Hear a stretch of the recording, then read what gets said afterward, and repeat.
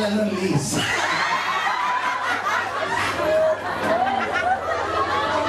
Kasi gusto mo sabi niya, anong gusto mo? Sabi niya, anong dahil pinakain mo kami, pinagawan mo ako ng kwarto, pinagawan mo na all the trouble. Sabi ni Elisha, sabi naman ng God, can we speak in your behalf for to the king? Sabi niya, tanongin mo. Sabi niya, we're okay.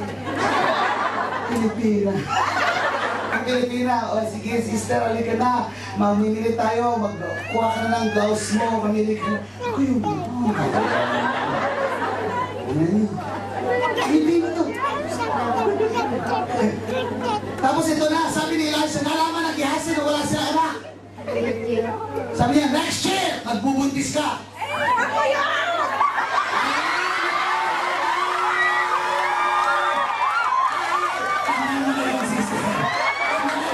Kung sino man yan, naganda ng himala, magbubuntis. Next year, siguraduhin mo ang asawa ka.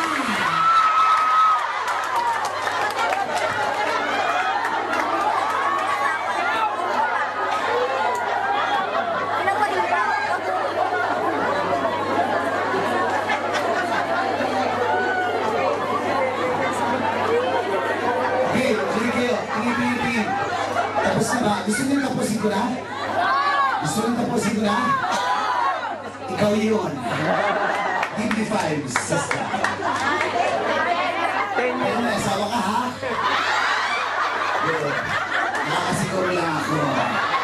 Baka sabihin mo kay pastora mo, sabi, pastor, buntis ako. Nangyari sinabi ni Bisha. Sabi, pastor, di ba talaga kabungo ang Holy Spirit? Hoy! Hindi mo ba ang Holy Spirit? May umukom sa iyo.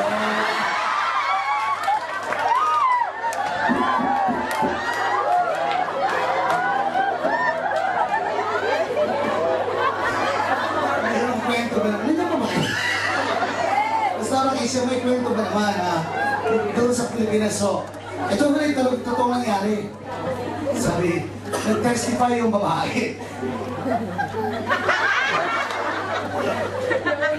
Nag-testify yung babae, sabi niya, praise God talaga!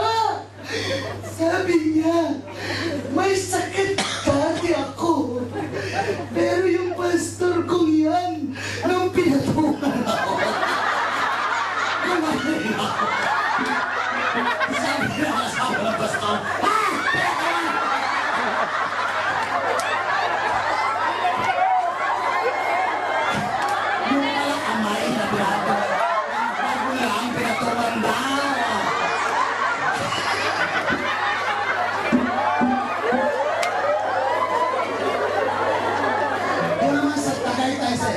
nag-conference tayo, sabi naman ng babae, simula na ako! Makabit kay pastor! Ikinabit ako kay pastor! Parang divine connection naman.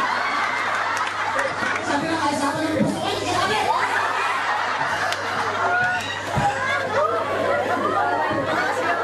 Sa Panginoon, maraming katatawan.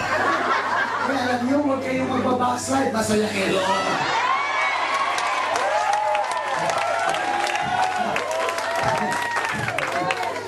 Binahin niyo, pati ako tawa ko ng tawa. Kasi binahin mo naman, sabi niya, simula akong pinatungan ni pastor. Sabi niya, sabi, pinatungan mo.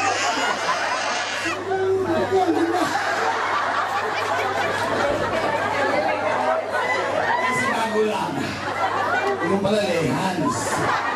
Ah, ganun ba yun?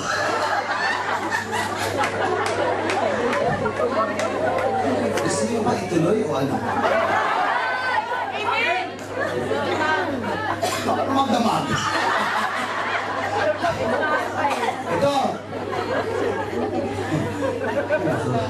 Masaya tayo, mag-enjoy pa kayo.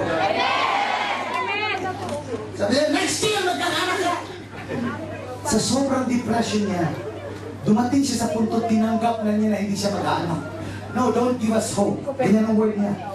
Marami sa atin, huwag niyo na kami asapasahin pa. See? Tinanggap na nila na wala siya anak. Tinanggap na nila na gano'n lang ang sitwasyon niya. And many of us settle already on where we are. We accept where we are. Pero sabi ng man of God, next year magkakaanak ka. Tumigil lang sa akin. Makinig kayo. Ito po tinatanggihan niya. Everyone look at me. Dahil pakakawalan ko ito, may mga himala talaga. Ito tinatanggihan ng babae. Dahil nagkaroon siya ng discouragement and disappointments. Nangyayari pa rin. Bakit? May dinikleri yung man of God.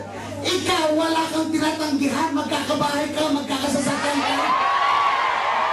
Magkakabahay ka sa ibang bansa. Ito na sigurado, pastor. Sigurado na!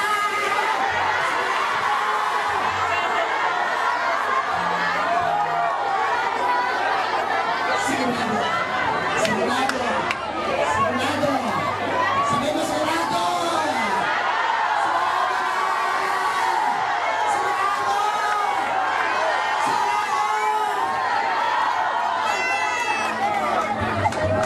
Yung tumanggi, dahil pero nangyari pa rin. Why? Because the man of God is released. Maraming nilo. Eh, ikaw hindi ka tumatanggi. Binibigyan ng man of God, tinatanggap mo na. Siya yung ganyan. No, no, no, no. Eh, ikaw naman, oo. Ay, di sigurado yun. Ito ang pinakamalaki ngayon. May mga tao dito, mga pamilya mo ay mapabalik yun sa Panginoon.